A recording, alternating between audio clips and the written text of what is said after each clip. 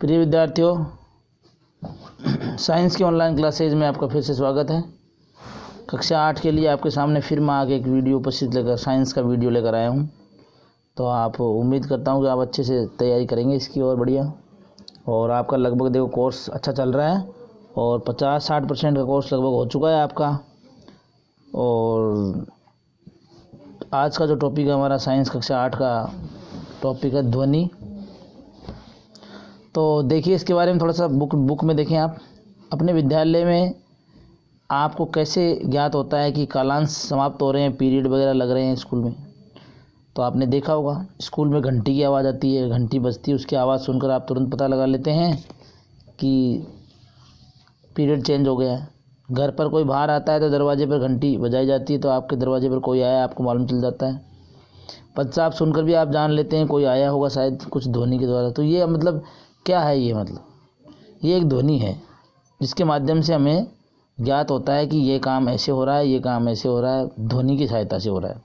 ध्वनि का गति करती है ध्वनि के लिए माध्यम की आवश्यकता होती है ध्वनि संचरण के लिए।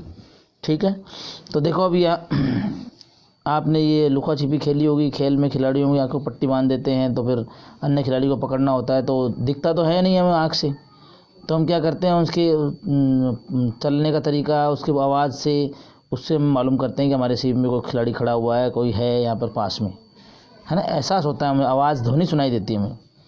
तो ध्वनि देखो हमारे चारों विभिन्न प्रकार की ध्वनि सुनाई देती है। और आपने विद्यालय में संगीत, बांसुरी आदि, हारमोनियम, तबला आदि वाद्य यंत्र को सुना होगा। ध्वनि कैसे उत्पन्न होती है, एक स्थान से दूसरे स्थान पर किस प्रकार पहुंचती है, ध्वनि को हम कैसे सुन पाते हैं, कुछ ध्वनियाँ दूसरों की अपेक्षा प्रबल क्यों होती है, इन प्रश्नों के बारे में विचार करेंगे। कुछ चित्र में यहाँ दिए हुए हारमोनियम, सितार, बांसुरी, तबला, ये सब ध्वनि के माध्यम है, इनको बजाते हैं, इनसे ध्वनि निकलती है अलग अलग प्रकार की। आइए हम कंपन ध्वनि वस्तुओं के का उत्पन्न करेंगे। देखो कंपन ध्वनि कंपित वस्तुओं द्वारा उत्पन्न होती है। ध्वनि जो होता है कंपित वस्तु द्वारा उत्पन्न होती है, यानी जब भी हम किसी पर चोट मारते हैं तो वहाँ पे कंपन उत्पन्न होता है। कंपन से वो ध्वनि के कण जो आराम गति करते हैं, गति करते करते वो वहाँ पे कंपित होते हैं और उस तरह से हमें ध्वनि सुनाई देती है। तो देखिए चित्र में एक विद्यार्थी दिया हुआ है, तो ये हथौड़े से चोट मार रहा है। इस पर जब चोट मारेगा तो ध्वनि कंपन होगी, कंपन की सहायता से ध्वनि हमें सुनाई देगी। इधर आ जाओ, देखो यहाँ पर रबड़ का छल्ला ऊपर दिया हुआ है, पेंसिल का चित्र दिया हुआ है, देखो रबड़ बांध दिया गया इसके ऊपर।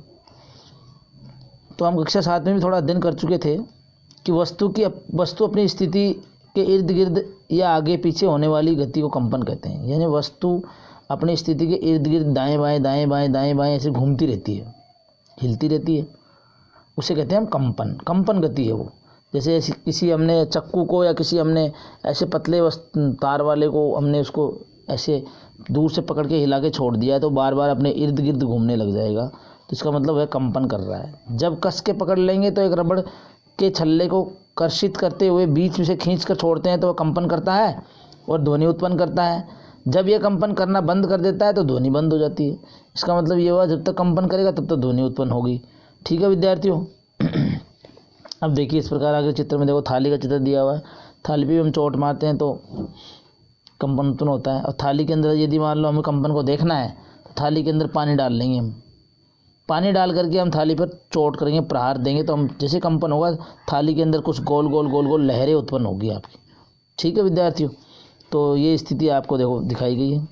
इस प्रकार नारियल का एक खोल लीजिए, उसमें से वाद्य यंत्र काटा हुआ, इसमें आप मिट्टी के बर्तन बना सकते हैं। इस वाद्य यंत्र को बजाइए और इसका कंपायमान भाग को देखिए, जब कंपन करता है सुन सुन ऐसे आवाज़ करेगा ये, है ना। इसी प्रकार आपको चित्र में आपकी सारणी दी हुई, वीणा में क्या होती है, उत्पन्न करने वाला भाग डोरी होता है। तबले में तनित जो झिल्ली होती है वो गोल गोल वो होती है। हारमोनियम में जो आपके वो बटन वगैरह लगे होते हैं उसकी सहायता से ध्वनि उत्पन्न होती है, कंपन चोट मारते हैं वो। अब देखो आपने मजीरा देखा होगा, झांझर देखी होगी, नूट, मिट्टी के बर्तन, खरताल वगैरह देखे होंगे। ये वाद्य यंत्र हैं, अनेक भागों में पाए जाते हैं। वाद्य यंत्र को केवल पीटा या आघात किया जाता है, यानी जैसे उसको पीटते हैं, चोट मारते हैं तो वह ध्वनि उत्पन्न करता है। आप भी एक वाद्य यंत्र बना सकते हैं मटके की सहायता से। ठीक है, आगे चलिए, थोड़ा अंडरलाइन करते रहिए मेन बात इसमें। देखिए अभी यहाँ पर मनुष्य द्वारा उत्पन्न कोई ध्वनि है। कुछ समय तक जोर से बोलिए और गाना गाइए। अथवा भौहें की तरह गुंजन कीजिए, भौरे की तरह। चित्रानुसार आपने दिया हुआ हाथ को अपने कंठ पर रखिए और आप उसके कंपनों को अनुभव कीजिए। मनुष्यों में ध्वनि वाक्य यंत्र अथवा कंठ द्वारा उत्पन्न होती है। ध्यान रखना विद्यार्थियों, इम्पोर्टेंट। मनुष्यों में जो ध्वनि है वो वाक्य यंत्र होता है। वाक्य यंत्र यानी बोलने का यंत्र हमारे गले में होता है, हमारे कंठ में होता है। इसके द्वारा कंपन उत्पन्न होता है। अपनी उंगलियों को कंठ पर रखिए और कठोर उभार को खोजिए जो निगलते समय दिखता हुआ प्रतीत होता है। जैसे हमें देखो चित्र में दिया हुआ है, यहाँ पे गोल गोल, यहाँ पे हाथ लगा के जब कोई वस्तु को निगलेंगे तो ये बार बार ऊपर से नीचे की ओर गति करेगा।